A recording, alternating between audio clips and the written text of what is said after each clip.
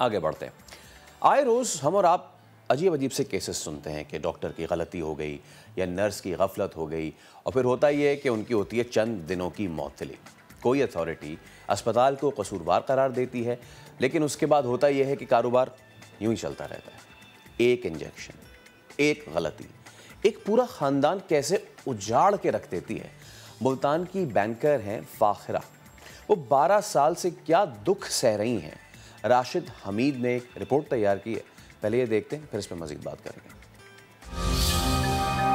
एक दिहाई बीत गई, बिस्तर पर बेजान लेटी हूँ। मैं फाखरा हूँ।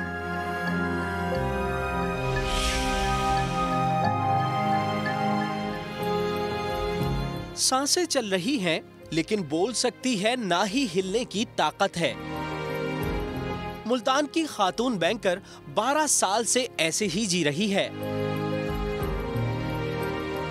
ये बात है अगस्त 2009 की, जब निजी अस्पताल की नर्स और डॉक्टर की गफलत ने काजी इस्माइल के घराने की खुशियों को मफलूज कर दिया।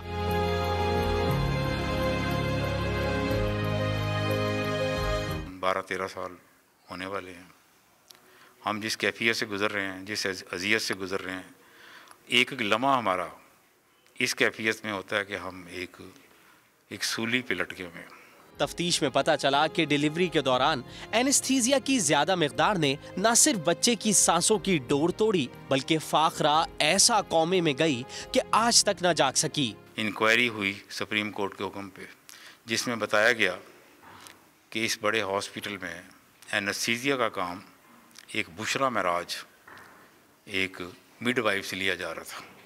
जिंदगी भर का साथी समझा जाने वाला शौहर बीमारी की हालत में फाखरा का साथ छोड़ गया। चाइना वालों के बोर्ड ने हमें कहा था कि स्टेम सेल के जरिए इसका इलाज हम कर लेंगे, तो वो हम वहाँ गए हैं। वहाँ हम 1.5 माह रहे हैं चाइना में, तो वो इलाज कामयाब नहीं हो सका। फाखरा होनहार बैंकर थी, जिसने बैंकिंग एंड फाइनेंस में MBA किया हुआ था। 2010 में इस बच्ची ने PhD के लिए जाना था, अमेरिका जाना था, और इसके बारे में कहा गया था कि ये मुस्तकबिल में पाकिस्तान का नाम रोशन करेगी। और 2009 में अनफॉर्चुनेटली, बदकिस्मती से, बच्ची एक नॉर्मल डिलीवरी के लिए वहाँ पे गई, जहाँ इस बच्ची के साथ इंतहाई नेग्लिजेंस की गई। फाखरा को नींद से जगाने के लिए कई बार कोशिशें हुई। निस्तर अस्पताल का ये बिस्तर इसकी जिंदगी का कुल सरमाया है। ICU जो सबसे बेस्ट फैसिलिटी है 8A, वहाँ पर वो दाखिल हैं और उनकी हर मुमकिन जो इलाज है और जो भी दवाइयाँ हैं वो गवर्नमेंट ऑफ पंजाब के ताउन से निस्तर अस्पताल प्रोवाइड कर रहा है। फाखरा की कंडीशन जो है वो वैसे ही स्टैटिक है जैसे पहले थी। फाखरा की जिंदगी निस्तर अस्पताल के इस बंद कमरे में गुजर रही है। निजी अस्पताल के खिलाफ कार्रवाई वक्त के साथ साथ बंद कर दी गई। गफलत में मुलव्विस डॉक्टर का लाइसेंस कुछ माह बाद बहाल हो गया। सब कुछ मामूल पर आ गया, लेकिन हाँ, फाखरा की जिंदगी वहीं रुकी है। कैमरामैन अदनान सियाल के साथ राशिद हमीद, समा, मुल्तान।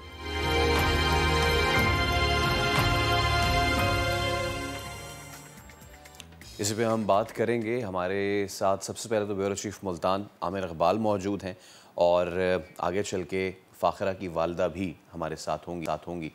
तो आमिर भाई, सबसे पहले तो ये बताइए कि ये इतनी कोई दर्दनाक कहानी है, बेटी जो है वो माँ बाप का किस तरह फ़ख्र होती है, फिर इस तरह फाखरा जैसी होनहार बेटी जिनके बारे में उनके वालिद ख़ुद ये कह रहे हैं कि कहा जा रहा था कि ये पाकिस्तान का नाम बड़ा रोशन करेगी, एक मास्टर्स की हुई लड़की, बैंकिंग सेक्टर में काम करने वाली लड़की, शादी होती है, ये तो ख्वाब होते हैं ना माँ बाप के, लेकिन उसके बाद एक गलती होती है और उस सारे ख़ानदान का जो निज़ाम है ना तहस नहस हो जाता है। अब तक ये जो जितनी भी कार्रवाई हुई, डॉक्टर को जी इल्ज़ाम दिया गया, मुअत्तल किया गया, फिर वो दोबारा आ गए, ये मुझे सवाल ये दोबारा कैसे आ जाते हैं? ये जो नेग्लिजेंस होती है, ये इतनी छोटी नेग्लिजेंस है अथॉरिटीज़ के लिए कि जी इनको 3 महीने के लिए मुअत्तल कर दो, उसके बाद वापस आके दोबारा वही प्रैक्टिस शुरू कर दें।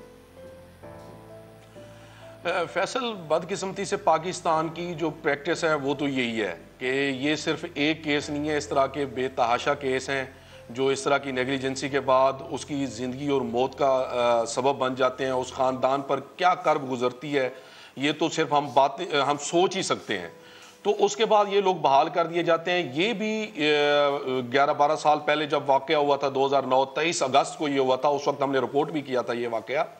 तो ये उस वक्त ये आए तो थे एक खुशहाली के लिए कि एक डिलीवरी होगी, कल इनके घर खुशियाँ होंगी, लेकिन वो जो जिस तरह उन्होंने नेगलिजेंसी का मुजाहरा किया अस्पताल इंतज़ामिया ने, एनेस्थीसिया जो मिडवाइफ का जिस तरह काजी इस्माइल ताहिर साहब ने फरमाया फाखरा के वालिद ने, तो उसमें ये तो इंक्वायरी में चीज़ें साबित हुई हैं कि मिडवाइफ थी, उन्होंने एनेस्थीसिया दिया जिसकी वजह से उस बच्ची की हालत ख़राब हुई। और उसके बाद अच्छा इसमें आपको थोड़ी सी मैं माजी में जाना चाहूँगा, चूँकि ये सारे किस्से हमने खुद रिपोर्ट किए हुए, ये पूरी स्टोरी मैंने भी उस वक्त भी रिपोर्ट की थी।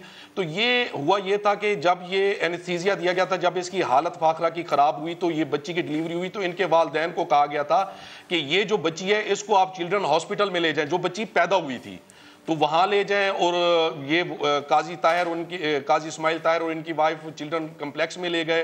वापसी आए तो फाखरा को उन्होंने कहा ये हमारे पास इसका इलाज नहीं है, तो इसको नश्तर अस्पताल में मुंतकिल किया जा रहा है। फौरी तौर पर यह सारा कुछ हुआ, चूँकि उनके हाथ से निकल चुका था ये केस, तो ये नश्तर अस्पताल में ले जाया गया। लेकिन ये जैसी रिपोर्ट हुई मीडिया पर, उस वक्त के chief justice of Pakistan Iftikhar Chaudhry ने इस पर आज खुद नोटिस लिया था। इसकी सारी रिपोर्ट उन्होंने सेक्रेटरी हेल्थ से मंगवाई थी, तो जिसमें ये साबित हो गया था कि एनेस्थीसिया जो है वो मिडवाइफ ने दिया था, जिसकी वजह से ये सारा मामला हुआ। उसके बाद उस अस्पताल को कुछ जुर्माने भी हुए और इनके जो इसमें कसूरवार ठहराए गए थे, जिस तरह आपने फरमाया चंद माह की सजा के बाद वो बहाल भी हो गए। लेकिन 10, 11, 12 साल से ये बच्ची आज भी निश्तर अस्पताल के ICU वार्ड में पड़ी है। ये वेजिटेटिव स्टेज पर है, जिसमें आपका ब्रेन जो है वो डेड हो चुका होता है, सिर्फ हार्ट और सांसें चल रही होती हैं, नालियों से आपको मिसरोई तौर पर खुराक दी जाती है। ये इस कंडीशन में है। फिर बाद में 2011 में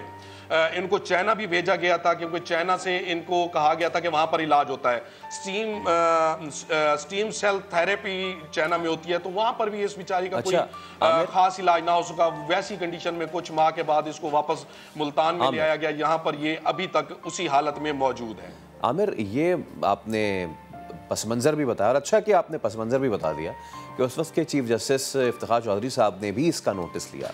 अब मैं दोबारा ये समझने से कासिर हूँ कि आला अदालत का काज़ी आला एक चीज़ का नोटिस ले ले, उसके बाद एक्शन हो और उसके बाद फिर डॉक्टर दोबारा रीइंस्टेट हो जाए, ये तो अलामान अल हफीज़ वाली सूरत हाल है। इसका मतलब तो ये कि बड़े से बड़ा भी यहाँ पे डिसीजन हो जाए, बड़े से बड़ा इंस्टीट्यूट भी इसका फैसला कर दे, उसके बावजूद भी हमारी इतनी रिटाई है कि वो बंदा फिर से वापस आ जाता है। बिल्कुल फैसल, ये तो यहाँ पर होता रहा है और हो रहा है कि चंद अरसे बाद इसमें 2 असूल मुरतब किए गए मेडिकल केस में कि एक पेचीदगी, एक गफलत। यहाँ पर इन डॉक्टर्स को पेचीदगी का फेवर दे के, फ़ायदा दे के इनको दोबारा चंद महीने की जो है सज़ा दे के बहाल कर दिया जाता है। चूँकि जब भी ऑपरेट होता है ये लिखवा तो पेशेंट के लवाकिन से या पेशेंट से, तो उसका इनको बड़ा मार्जिन मिलता है, जिसकी वजह से ये लोग दोबारा बहाल भी हो जाते हैं और आ भी जाते हैं। और जब ये अगर PMDC या कहीं भी इदारे में हेल्थ केयर कमीशन में चले जाएं तो वहाँ पर भी इनको कहीं ना कहीं, ज़ाहिर सी बात है, इनके डॉक्टर्स होते हैं या गैर जानबदार भी हम कहें, तो वहाँ पर इनको पेचीदगी का जो है वो फ़ायदा देकर इनको कुछ अरसे की सज़ा या जुर्माने करके इनको बहाल कर दिया जाता है। अच्छा, 2009 में एक आसिफ केस भी हुआ था, उसको भी वो नश्तर अस्पताल में लाके, एक छोटा सा ऑपरेशन था, उनको भी डॉक्टर ने एनेस्थीसिया की जो है वो ज़्यादा मिकदार दे दी थी, वो भी कौमे में चले गए, तो वो तो बेचारे रेलत फरमा के काफ़ी अरसे के बाद उनको भी बाहर ले जाया गया था।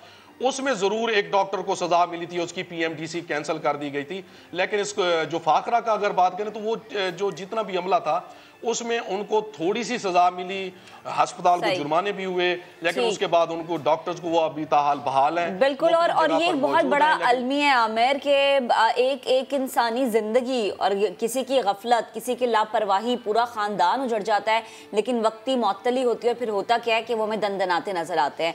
साथ ही रहिएगा, काजी इस्माइल साहब वालिद हैं फाखरा के, उन्होंने हमें ज्वाइन किया है। सर, बेहद शुक्रिया वक्त देने के लिए। जो आपका दुख है हम उसका अजाला तो नहीं कर सकते, हमारे अल्फाज नाकाफ़ी हैं, लेकिन हम दुख के इस घड़ी में आपके हमरा खड़े हैं। अब हुक्म जारी हो जाता है, शख्सियत को मुअत्तल कर दिया जाता है, लेकिन बदकिस्मती ये है कि वापस वो हमें इस मुआशरे में आज़ाद नज़र आते हैं, इस मुआशरे में दनदनाते नज़र आते हैं। प्लीज़ मुझे बताएगा, ये जो इस वक्त आपके घर का माहौल होगा, यकीनन एक वालिद के लिए ये बड़ा मुश्किल वक्त होता है, क्योंकि बेटियां वालिद के बड़े करीब होती हैं, उनकी जान होती है, उनकी आंखों की ठंडक होती हैं। जी अस्सलाम वालेकुम। जी जी जी अस्सलाम वालेकुम। आवाज़ आ रही है? जी वालेकुम अस्सलाम। जी सर, बिल्कुल आपकी आवाज़ आ रही है। मैं अपना शमा का शुक्रिया अदा करता हूँ कि शमा ने 12 साल के बाद दोबारा इसी आवाज़ उठाई है खाखरा की। हम जिस कैफियत से गुजर रहे हैं, जिस अजियत से गुजर रहे हैं, ये अल्लाह ताला जानता है। इस अजियत से गुजरे बगैर कोई इस अजियत का अंदाज़ा नहीं लगा सकता। हम जिस अजियत से गुजर रहे हैं, एक एक लम्हा, एक एक मिनट हमारे लिए अजियत का बायस है। और उसकी बच्ची की तकलीफ को देखते हैं और हमारा सारा दिन नस्तर हॉस्पिटल में उसकी वालदा का ICU में गुजर जाता है। और उसकी वालदा हर 2 घंटे बाद उसकी करवट लेती है। जैसे ही उसका पैम्पर ख़राब होता है और रात को अगर 12 बजे 2 बजे भी घर आती है तो फिर उसको फ़ौरन टेलीफोन आ जाता है कि आएँ इसका पैम्पर, इसका चेंज करें, आ जाएँ फटाफट। फिर उसके टेस्ट करवाने हैं। उसके लिए जो मसाइल का पहाड़ है ना, उससे गुजरे बगैर कोई अंदाज़ा नहीं लगा सकता। और ये वो बच्ची थी जिसके बारे में कहा गया था कि ये पाकिस्तान का नाम रोशन करेगी। और मैं आपको बताता हूँ कि ये इन्होंने एक मुल्तान का बड़ा हॉस्पिटल, मेडिकेयर हॉस्पिटल, जो प्रोफेसर आन मालिक हैं, उन्होंने हमारे साथ क्या किया, वो बैंक के पैनल पे अस्पताल था और वो बच्ची जिस वक्त तो वहाँ पे डिलीवरी के लिए गई है और बाद में सुओ मोटो एक्शन लिया और इंक्वायरी करवाई सुप्रीम कोर्ट ने। इंक्वायरी करवाने के बाद ये पता चला कि यहाँ पे एनेस्थीसिया, एक मिडवाइफ मैट्रिक पास थी जिसे एनेस्थीसिया लिया गया। और वो बता रही थी कि इस अस्पताल के 5 मालकान में से एनेस्थीसिया के प्रोफेसर हैं। अच्छा। और वो एक मिडवाइफ से ही 5 साल से एनेस्थीसिया का काम लेते थे। और बाद में ये साबित भी हो गया ये सारा कि ये इनकी गफलत है।